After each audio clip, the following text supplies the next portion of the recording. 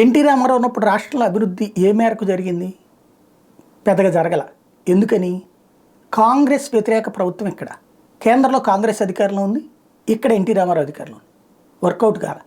తర్వాత national front, United ఫ్రంట్లో ఉన్నప్పుడు కొంత చేసుకోగలిగారు. కాంగ్రెస్ ఉన్నటువంటి టైంలో వర్కౌట్ కాదు. ఎందుకని అంటే కాంగ్రెస్ పార్టీ వ్యవహార శైలి ఏంటంటే తన వాళ్ళు గెలవనటువంటి స్టేట్స్ని నిర్లక్ష్యం చేస్తుంది, వాళ్ళకి ఇవ్వాల్సిన నిధుల్ని కూడా లేట్ చేస్తూ ఉంటుంది, ఏడుబిచ్చుకు తింటూ ఉంటుంది. బీజేపీ అట్లాంటి యాటిట్యూడ్ లేదు. అదే రేవంత్ రెడ్డికి ఫెచ్చింగ్ అయింది. రేవంత్ రెడ్డి వెళ్ళి తాజాగా నితిన్ గడ్కరీని కలవగానే ఆర్ఆర్ఆర్కి సంబంధించి క్లియరెన్స్ ఇచ్చేశారు. ఏదైతే రీజనల్ రింగ్ రోడ్డు పెట్టాలనుకున్నారో ఇంతకుముందు కేసీఆర్ వాళ్ళు ఆపేసిన దాన్ని క్లియరెన్స్ ఇస్తూ ఆ డబ్బులు కూడా మేమే ఖర్చు పెడతాంలే పొమ్మనమన్నారు సింపుల్గా. అలాగే హైదరాబాద్ బెజవాడ హైవేకి 6 లైన్స్కి ఓకే చేశారు. అక్కడ ఇదే కాకుండా ఏమడిగితే అవన్నీ ఇవ్వడానికి సిద్ధపడ్డారు. ఇక్కడ కోమటిరెడ్డికి బీజేపీతో కొంత యాక్సెస్ ఉంది. తర్వాత బట్టి విక్రమార్క రేవంత్ కలిసి వెళ్ళారు.